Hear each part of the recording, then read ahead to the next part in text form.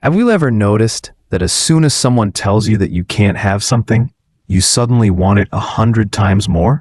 Maybe your parents hated your high school boyfriend, and that just made him seem like the love of your life. Or maybe your friends warned you that a new partner was bad news, and instead of running away, you felt this intense magnetic pull toward them. It turns out this isn't just you being stubborn.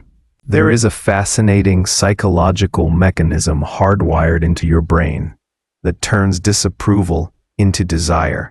So let's talk about why forbidden love feels so good, and the science behind the Romeo and Juliet effect. The name comes from Shakespeare, obviously, but the psychology is very modern.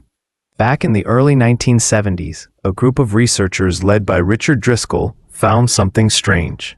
They studied over 100 couples and discovered that the more the parents interfered and criticized the relationship, the more the feelings of love intensified between the couple. The disapproval acted like fuel on a fire. Why does this happen? First culprit is something psychologists call psychological reactance. Here's the simple version. Your brain hates losing freedom. When you perceive that your freedom of choice is being threatened, like a parent saying, "You can't date him," or society saying, "That relationship is wrong," you have an automatic, reflexive reaction to regain control. You fight back to prove that you are the captain of your own ship. In a relationship context, the only way to reassert your freedom is to cling even tighter to the person you aren't supposed to be with. It's the wet paint sign effect. If a sign says "do not touch," you immediately want to touch it. But there's a second layer to this that's even more interesting, and it involves how your brain processes high-stakes emotions. It's called the misattribution of arousal. Imagine you're sneaking around. You're worried about getting caught. You're arguing with your family. Your heart is racing. Your palms are sweating, and your adrenaline is spiked. Physically, these symptoms of fear and stress feel almost identical to the symptoms of intense sexual attraction and passion.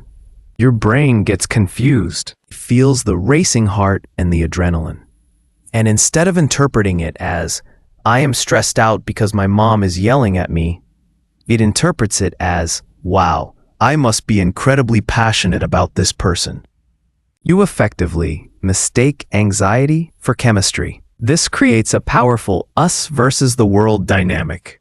When you feel like you're under attack, you form a trauma bond with your partner. You're in the trenches together. This shared struggle creates a sense of intimacy that happens way faster than it would in a normal, boring relationship where everyone gets along.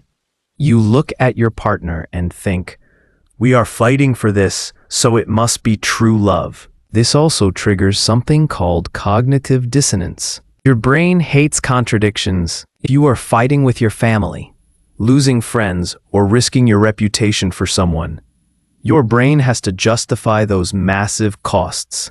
You subconsciously tell yourself, "I wouldn't be going through all this pain if they weren't the one." You artificially inflate their value to make the sacrifice worth it. But here is the catch, and it's a big one. What happens when the disapproval stops? Later studies found that while the Romeo and Juliet effect creates a massive spike in initial attraction, it actually predicts poor long-term success. The tragedy of the Romeo and Juliet effect is that the relationship often relies on the drama to survive. Disapproval is the glue.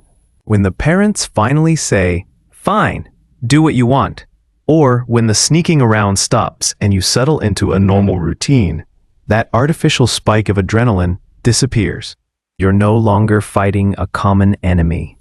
The us versus the world narrative vanishes, and suddenly you're just two people sitting on a couch on a Tuesday night.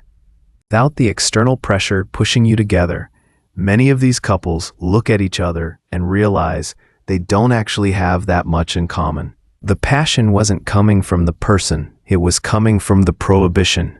So this brings up a tough question for anyone currently in a forbidden romance. You have to ask yourself, do I love this person because of who they are? Or do I love the rebellion of being with them?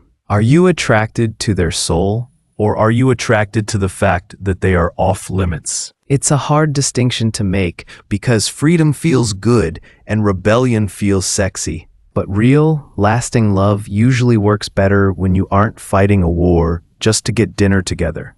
I'm curious to hear from you guys on this one. Have you ever dated someone just because your parents or friends hated them? Once that drama faded, did the relationship last or did it fall apart? Let me know your stories in the comments below. And if you enjoyed this deep dive into the darker side of attraction, make sure you hit that subscribe button so you don't miss the next one. Thanks for watching.